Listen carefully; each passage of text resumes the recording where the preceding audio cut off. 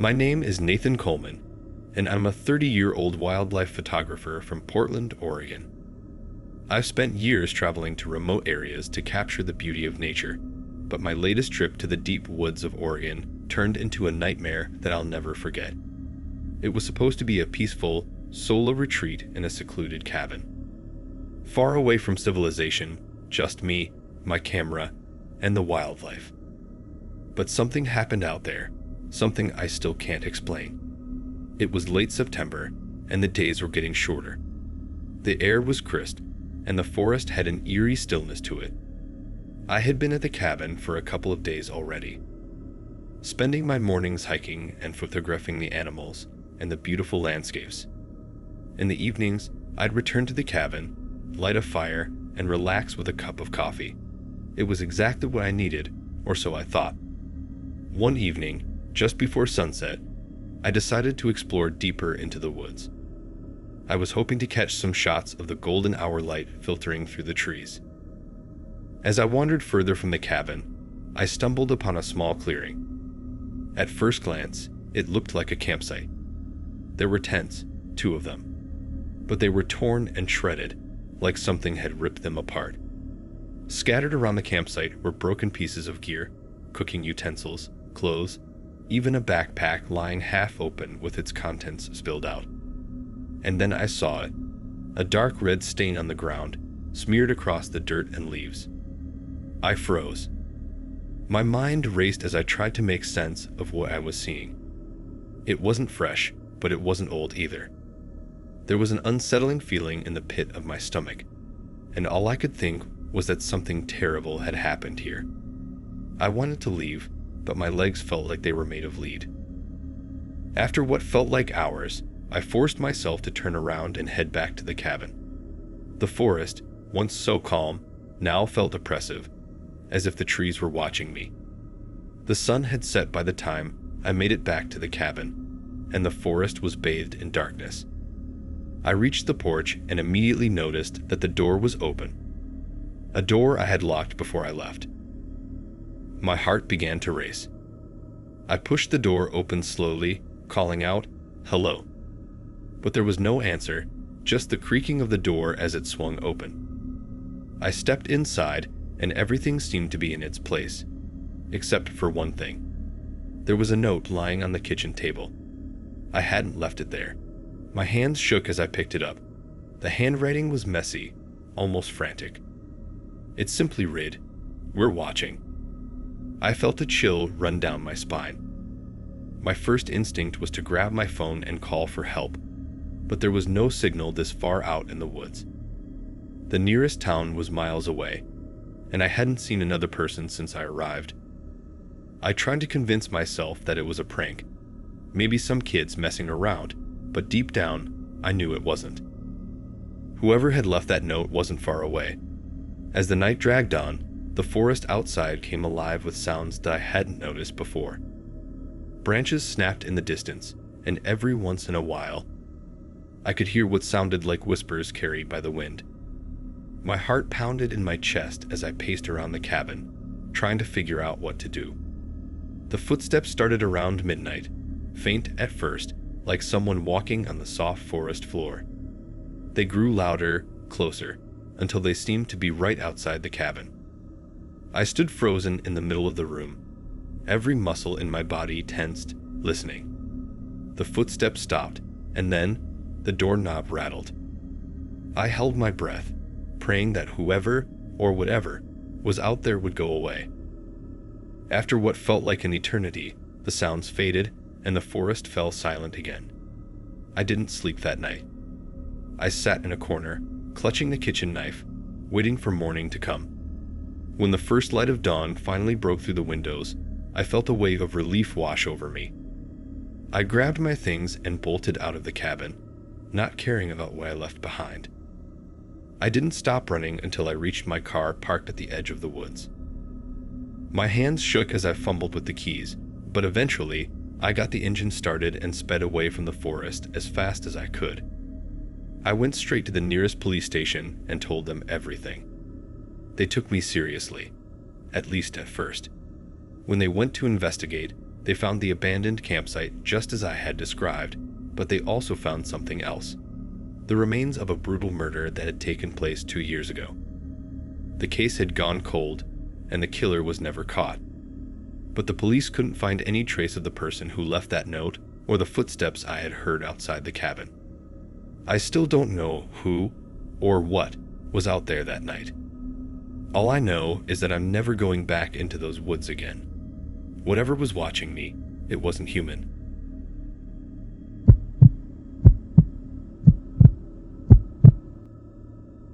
My name is Sarah Daniels, and I'm 28 years old. I live in Seattle, Washington, and I've always loved the outdoors. Hiking, camping, it's something I've done for years. But now, the woods aren't the same to me anymore. Every time I step onto a trail, I'm reminded of what happened last year. Of Emily. Of how I'll never see her again. Emily and I had been best friends since college. She was 27 at the time, full of energy, and always up for an adventure. We planned a weekend camping trip in the dense forests of Washington state, deep within the Cascades. We had hiked together so many times before that neither of us thought anything could go wrong. But we were wrong, so very wrong. It was the second day of our trip. We'd set up camp near a small clearing with a stunning view of the forest below. The air was fresh, the sky clear, and the only sounds were the birds chirping and the wind rustling through the trees. After breakfast, Emily decided she wanted to explore a nearby waterfall we'd seen marked on the map. I wasn't feeling up to it. I had twisted my ankle the day before, so I told her I'd stay back at the camp to rest. "Don't worry, I won't be gone long," Emily had said with a smile. "I'll be back before you even miss me." Those were her last words to me. Hours passed, and Emily still hadn't returned. I wasn't too worried at first. Maybe she found a great photo spot or decided to take a longer route back. But as the sun started dipping below the trees and the shadows stretched out across the forest floor, panic began to creep in. I called her name, first softly, then louder as my anxiety grew.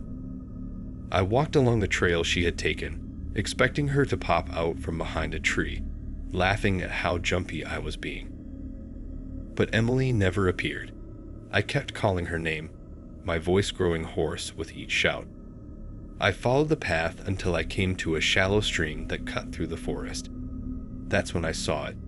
Emily's backpack, torn open and lying in the dirt. Its contents were scattered everywhere, like someone had gone through it. My heart raced as I looked around, desperate for any sign of her. The hair on the back of my neck stood up, and for the first time, I felt like I wasn't alone. I noticed footprints leading deeper into the forest. They were faint, but I could make them out in the soft earth by the stream. I followed them, my fear growing with each step. The footprints led to the edge of a steep cliff, and then they just stopped. There was no sign of Emily, no indication of where she had gone. I reported her missing to the authorities that night.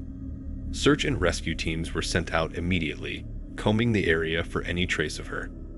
I couldn't sleep. I couldn't eat. All I could do was wait, hoping they would find her, praying that she was still alive. It took days before they finally found her body.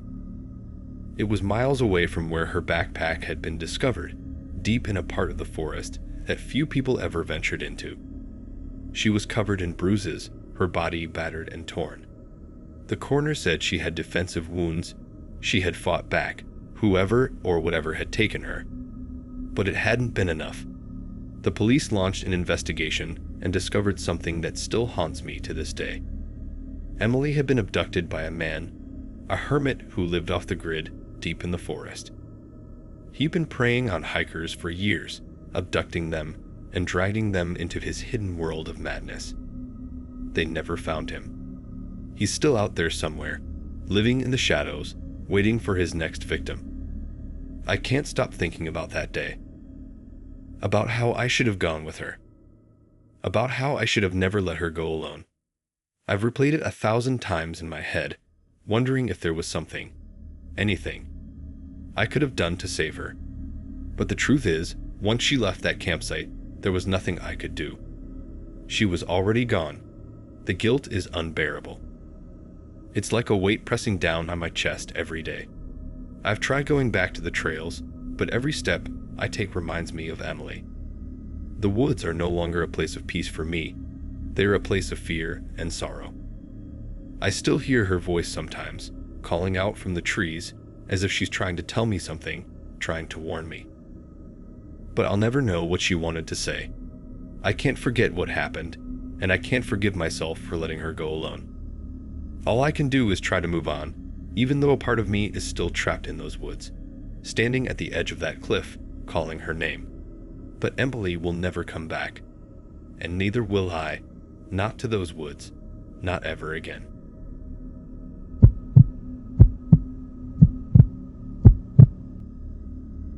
My name is Jack Thompson, and I'm 42 years old. I've lived in West Virginia my whole life, and the Appalachian wilderness has always been my escape. Hunting was something my father taught me when I was just a boy, and it became a ritual for me, my way of connecting with nature, clearing my mind. But one evening, something happened that I'll never forget. It's something that changed the woods for me forever. It was late autumn, and the sun was beginning to set as I tracked a deer through the thick forest. The air was crisp, and the sky had that orange-pink glow that always signaled the end of a good day of hunting. I was miles away from the nearest road, in an area I'd hunted many times before. But that night felt different. There was an eerie stillness in the air. As I crouched down to inspect a trail of hoof prints, I heard something. It was faint at first, but it grew louder, cutting through the quiet of the woods. It was the sound of sobbing, a child sobbing. I froze, trying to pinpoint the direction. My heart started to race. I hadn't seen anyone out there all day, and the idea of a child alone in the woods this far out was disturbing. I listened closely, and then I heard it again. Soft, desperate sobs coming from a nearby thicket. Without thinking, I made my way toward the sound. My mind was racing with questions. Who could she be? How did she get out here? Why was she alone? When I pushed through the brush, I saw her, a little girl, no older than 12, sitting on the ground with her knees drawn up to her chest. Her face was streaked with dirt and tears, her hair tangled and wild. She looked terrified. Hey there, I called out gently, trying not to startle her. Are you okay? Are you lost? She looked up at me with wide, tear-filled eyes and whispered, "He's coming back." I knelt down, my heart pounding. Who's coming back? What happened? But before I could get another word out, she jumped to her feet and bolted into the trees. I called after her, but she didn't stop. She disappeared into the thick underbrush as quickly as she had appeared. I stood there stunned. For a moment, I considered going after her, but something in the pit of my stomach told me not to. Something was off, way off. The way she ran, the fear in her eyes, it wasn't just a scared child lost in the woods. There was something more to it. I made my way back to my camp, my senses on high alert now. The sobbing still echoed in my mind, and every rustle of leaves made me jump. I couldn't shake the feeling that someone, or something, was watching me. Just as I approached my tent, I felt a sudden, sharp pain in my back. It was unlike anything I'd ever felt before. A burning, searing agony. I stumbled forward and collapsed to the ground, gasping for breath.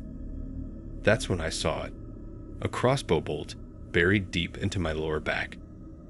Panic surged through me, and I managed to roll over and drag myself behind a tree. My mind raced as I tried to process what had just happened. I'd been shot. Someone had shot me.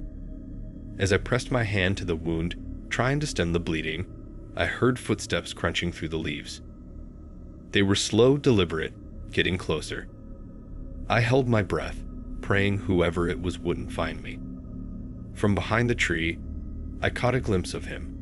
A man, tall and lean, with wild hair and a crazed look in his eyes. He was dressed in filthy, tattered clothes and held a crossbow in one hand. He scanned the area, looking for me, his eyes sharp and predatory. I stayed as still as I could, barely breathing. My heart hammered in my chest, and I knew if I made a sound, he'd find me. After what felt like hours, the man finally turned and walked deeper into the woods. I waited until I was sure he was gone before I crawled out from behind the tree, my body shaking from the pain and fear. I don't know how I managed to survive the night. Somehow, I kept myself conscious until morning, when a rescue team finally found me. I was rushed to the hospital, and I survived, but just barely. The crossbow bolt had missed my spine by inches. The police searched the area for days, but found no sign of the man. They also never found the girl. It was as if she had vanished into thin air. But deep down, I know she was real. And I know she was bait, used by that deranged man to lure me in. I haven't gone back to the woods since that day. The place that once gave me peace now fills me with dread. I've learned to live with the scars, but every now and then, when the wind howls at night, I can still hear that faint sound of sobbing, echoing in the back of my mind.